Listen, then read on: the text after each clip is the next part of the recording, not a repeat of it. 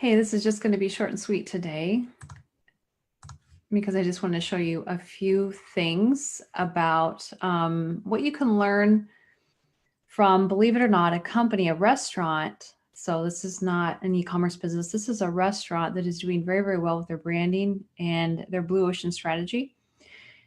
And they're doing so well that they are expanding out their restaurants. So they started with one, it's local here, and now they're expanding to their fourth in just the last few years here. So I wanted to show you what that looks like and why it's something that you may want to pay attention to. And let's go and explore a little bit more about what this is. So this is, there's so much that you can learn from everything. You don't have to just study people in e-commerce or selling products in order for you to get something that you can learn from it so that you can expand your business out and get into blue ocean territory where you don't have to fight on based on price. You really offer something different where your prices will stay up a lot easier and the marketing will be a lot easier for you too. You'll have a nice clear message that people understand. So here's the uniqueness behind this restaurant. This is Chinese food meets pizza. So I don't know if you've ever thought of that before, but it's a very unique concept with this company. And let's take a look at what they have to offer here for why they're so different. We're going to look at their menu and you can get ideas of what's going on here. But I want you, they've got the, the average sandwiches, salads, but what they're really known for is their pizza. And you can notice that everything is Asian themed. And they're really moving into a territory here that I don't think too many people are doing. They're taking pizza and they are fusing it with Chinese food, which is very much a blue ocean strategy. There's the only way for them to really survive with all of the other pizza companies out there and all of the other Chinese restaurants out there. They have to do something different for them to really survive. This is what they did. They took two popular areas and they fused them together creatively. And they came up with these really unique pizzas that people love. And you look at the prices here and you say, wow, that's kind of expensive for a pizza. Yes, it is, because it is something different, something unusual. And that's how you keep your prices up high. You offer something that is a unique experience. You offer something that is premium. You offer something that no one else can offer. So they do not directly compete against all of the other pizza companies out there that could basically consume them very quickly. Pizza Hut, Domino's, all of these pizza companies that have been around for years are far more established, make much more money. They would not survive. The same is true for all of the other Chinese restaurants. There's so many of them out there. They would not survive for very long, especially in the restaurant industry where it could be pretty tough to keep the doors open and keep going. So what they did for why their growth has taken off so fast and they've accelerated their growth to go from one restaurant to four in a matter of a few, very like less than 5 years, is because they paved a new way. They created a new path that no one else is doing. And they took both of those types of foods that people love and fuse them together. So you can take a look at their number one seller is the crab rangoon pizza. So they took the crab rangoon that people love and they figured out how to make a pizza out of it. Thai chicken pizza, egg roll pizza, sweet and sour chicken pizza. Remember that these are pizzas. This is not Chinese food. Then they put a play on this. And instead of Mongolian beef, they put their own name, their own brand behind it and called it Fongolian beef to add a little bit of humor to it and to really personalize it so that people remember them. General Tso's chicken, sesame chicken. They're doing the mac and cheese on a pizza, but you know what? There's a lot of other people doing that too. So that is not as unique, and it's probably why it's number 10 on the menu.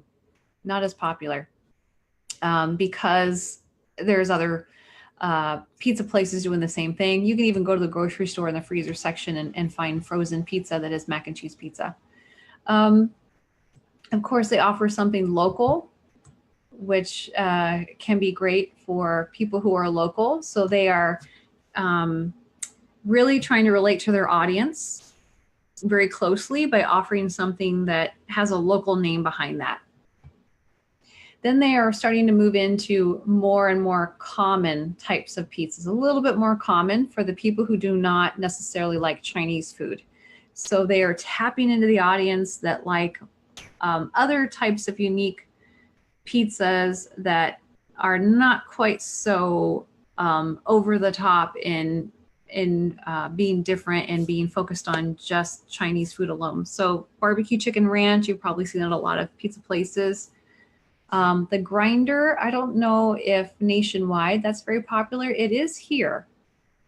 It is here in the state of Iowa. The grinder is popular.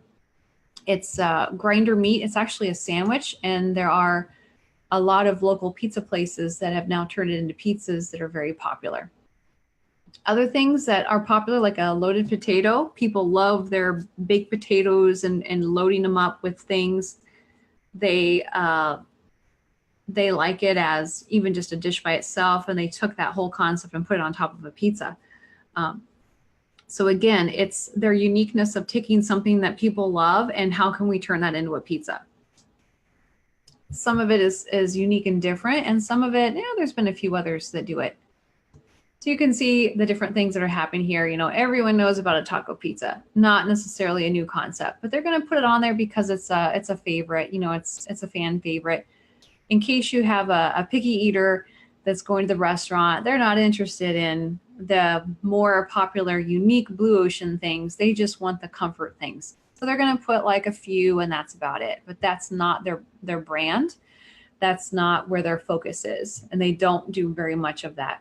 And notice that they don't have a lot of products. They don't have a lot of, I shouldn't say products. They don't have a lot of dishes on their menu. There's just 22 pizzas to choose from, and that's it. Another thing that they've done is they're offering gluten-free so that they can reach out to a bigger audience and solve problems.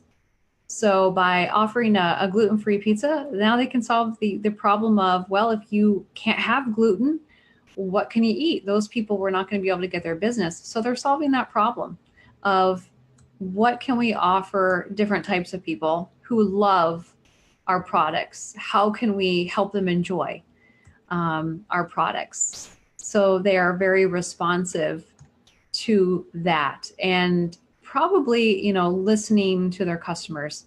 And you can see their different markings down here that are on their menu that people are looking for to see if this is going to be a good fit for them and if they can relate to that. If you're vegetarian, we offer something for you.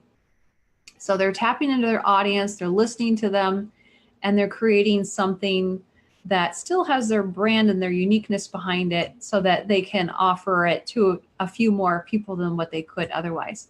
So I just wanted to briefly jump in here and just share with you this whole concept and idea that is very unique and different of fusing two very unique areas together successfully. And in this case, it's a restaurant that has done it very, very successfully.